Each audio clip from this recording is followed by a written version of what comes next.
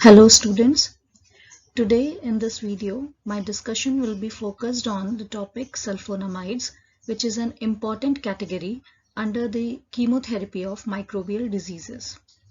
This video will basically deal with the classification of sulfonamides and the mechanism of action as how the sulfonamides are going to elicit their antibacterial action. So, beginning with the definition, what are sulfonamides? Sulfonamides हैं क्या? Sulphonamides first antimicrobial agents हैं जो pyogenic bacterial infections के against effective हैं। अब सवाल आता है पायोजेनिक क्या होता है? पायोजेनिक ऐसा सीवियर लोकल इन्फ्लामेशन है जिसमें पस फॉर्मेशन होता है। Okay, now coming on to the classification. Sulfonamides are classified depending upon the duration of action. उनका कितना duration of action है उस पे उनका classification है basically. So they are classified into 4 categories: short acting, intermediate acting, long acting and special purpose sulfonamides. Short acting का duration of action 4 to 8 hours है और इसका example है sulfadiazine. इंटरमीडिएट एक्टिंग का duration of action 8 to 12 hours है और इसका example है sulfamethoxazole. Now long acting approx 7 days का ड्यूरेशन ऑफ एक्शन होता है इनका और इसका एग्जांपल है आपके सामने है sulfadoxine and sulfamethopyrazine. Then the last category is special purpose sulfonamides जिसमें एग्जांपल्स हैं sulfacetamide sodium, mafenide, silver, sulfadiazine and sulfasalazine. Moving on to the mechanism of action of sulfonamides. कई सारे बैक्टीरियाज अपना खुद का फोलिक एसिड सिंथेसाइज करते हैं जिसमें सबसे इंपॉर्टेंट कॉन्स्टिट्यूएंट होता है para amino benzoic acid. Sulfonamides basically इसी फोलिक एसिड के सिंथेसिस को ब्लॉक करते हैं, वो भी सीक्वेंशियल वे से. नाउ इसको और बेहतर तरह से समझने के लिए हम नेक्स्ट स्लाइड पे चलेंगे. नाउ इस फ्लोचार्ट में हम देख सकते हैं कि para amino benzoic acid through different step wise sequential process DNA form करता है. Para amino benzoic acid dihydropteroate synthase enzyme की प्रेजेंस में डाईहाइड्रोफोलिक एसिड फॉर्मेशन कर रहा है जिस पॉइंट पे सल्फोनामाइड एक्ट करके इसी एंजाइम को इनहिबिट करते हैं. Further trimethoprim which is also an important drug, ये डाईहाइड्रोफोलेट रिडक्टेज को इनहिबिट करके टेट्राहाइड्रोफोलिक एसिड नहीं बनने देता.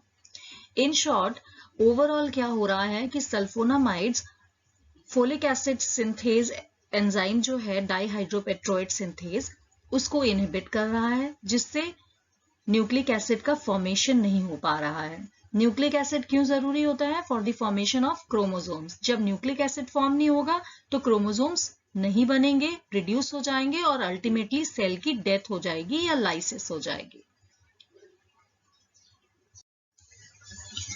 जैसे कि हमने क्लासिफिकेशन में ड्रग्स की बात की सल्फोनामाइड्स कैटेगरी की, तो पहली ड्रग है सल्फाडायाजीन. ये रैपिडली एब्जॉर्ब हो जाती है ओरली और रैपिडली एक्सक्रीट आउट भी हो जाती है यूरिन में. एज वी ऑल नो ये शॉर्ट एक्टिंग ड्रग है तो इसका एक्शन भी उतना ही जल्दी होता है. ये 50% प्लाज्मा प्रोटीन बाउंड है एंड 20 to 40% ये एसिटाइलेटेड है. इसकी ब्रेन में और सीएसएफ में बहुत अच्छा पेनिट्रेशन है जिससे कि ये मेनिंजाइटिस जैसे डिजीजेस में हेल्पफुल होता है. Now meningitis में क्या होता है? Meninges you all know it is the 3 membranes covering the brain and the spinal cord.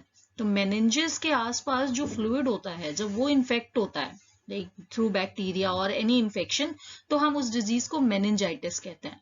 तो उस केस में sulfadiazine is a very effective drug. Now next is sulfamethoxazole. इसका एब्जॉर्प्शन स्लोवर होता है as you all know it is a intermediate acting drug. So इसका absorption slower होता है और यूरिनरी एक्सक्रीशन भी स्लो होता है. एंड टी हाफ एडल्ट्स में ऑन एन एवरेज 10 आवर्स का है.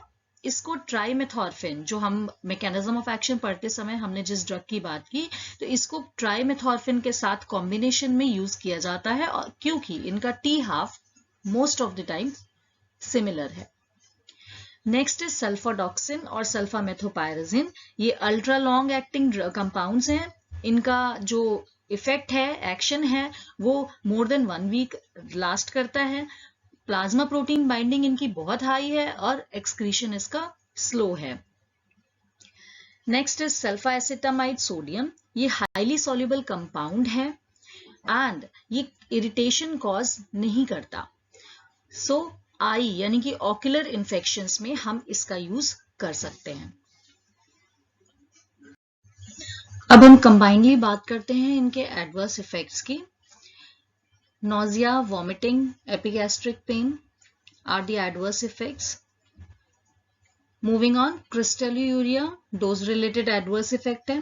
क्रिस्टलोयूरिया जब यूरिन में क्रिस्टल्स पाए जाते हैं and it is visible when urine test होता है, तो क्रिस्टलोयूरिया भी एक इसका साइड इफेक्ट है सल्फोनामाइड का।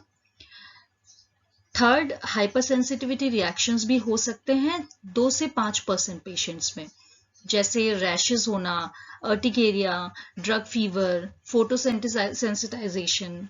These many hypersensitivity reactions can also occur with the use of sulfonamides. Hepatitis is also a adverse effect which can occur. And topical use of sulfonamides recommend नहीं किया जाता because ये बहुत sensitivity cause कर सकता है। वैसे ocular use इसका permitted है। Now let's take a quick glance on the uses of sulfonamides. Sulfonamides chronic urinary tract infections में यूज किया जा सकता है। ट्राइमेथॉर्फिन और सल्फोनामाइड का कॉम्बिनेशन हम यूज कर सकते हैं वेरियस बैक्टीरियल इन्फेक्शंस अगर होते हैं तो उनमें। मलेरियल ड्रग्स की तरह भी हम सल्फोनामाइड्स को यूज कर सकते हैं। Ocular sulfa acetamide sodium, ocular means जो आईज के लिए मेडिसिन होती हैं, हम वो उसमें भी यूज कर सकते हैं सल्फोनामाइड्स को। एंड जो बर्न सर्फेसेस होते हैं उनमें भी यूजेस होते हैं सल्फोनामाइड्स का। Thank you students. That's all about the sulfonamides. I hope you understood. If there are any queries, you can do comment. Thank you.